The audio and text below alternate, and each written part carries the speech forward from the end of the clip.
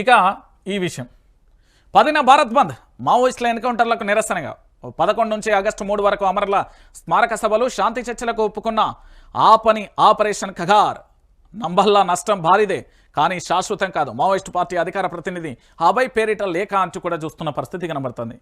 ఇక మావోయిస్టుల గురించి మనం ఎట్లా చర్చించుకోవాలి, ఏమని చర్చించుకుందాం, ఎట్లా చర్చించుకుందాం అనేది ఒకసారి తెలంగాణ ప్రాంత ప్రజలందరూ కూడా ఆలోచించాల్సిన విషయం. వరుసగా ఇప్పటి వరకు కేవలం ఈ ఆపరేషన్ ఖగార్ మొదలుపెట్టినప్పటి నుండి దాదాపుగా నాకు తెలిసినంత వరకు చాలా వరకు కూడా ప్రాణాలు కోల్పోయిన పరిస్థితి కనబడుతుంది. అందరికీ తెలిసిన విషయం. చాలా ఎక్కువ స్థాయిలో మావోయిస్టులు తమ ప్రాబల్యాన్ని కోల్పోయారు. ఇటు పూర్తిగా కూడా ఎవరు మన పోలీసుల డిపార్ట్మెంట్కి సంబంధించి కూడా చాలామంది కూడా కోల్పోయిన పరిస్థితి కనబడుతుంది.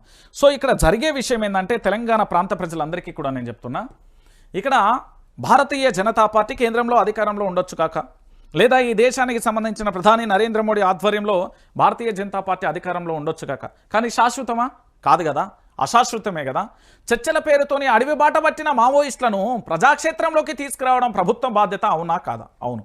దాంతోపాటుగా మావోయిస్టులు అనేవాళ్ళు పూర్తి స్థాయిలో 1970-80 దశకంలో పూర్తి స్థాయిలో కూడా ఇక్కడ రాజరికపు పోకడలకు ఇక్కడ ఉండే దుర్మార్గాలకు అరాచకాలకు బలైపోతున్న ఆడపిడ్డల మాన ప్రాణాలను రక్షించడానికి అడవి బాట పట్టి ఆ రోజు న్యాయం కోసం గొంతెత్తి నినాదించిన గొంతుకలవి.